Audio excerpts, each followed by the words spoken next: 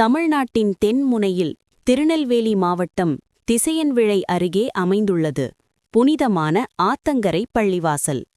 ஹசரத் சையத் அலி ஃபாத்திமா ரஹீம், ஹசரத் ஷேக் முகமது ரஹீம் ஆகிய மகான்களின் திருப்பாதங்கள் பதிந்த இந்த தலம் நம்பிக்கையின் அடையாளமாக இன்று வரை ஒளிர்கிறது.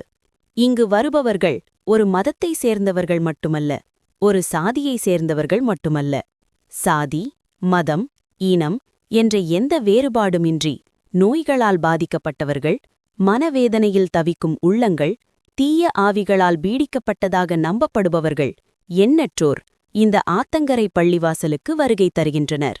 முழு நம்பிக்கையுடன் துவா செய்து இந்த புனித தலத்தில் சில நாட்கள் தங்கி மன அமைதியும் உடல் நலமும் பெற்று நன்றியுடன் வீடு திரும்பிய பல அனுபவங்கள் இங்கு சொல்லப்படுகின்றன.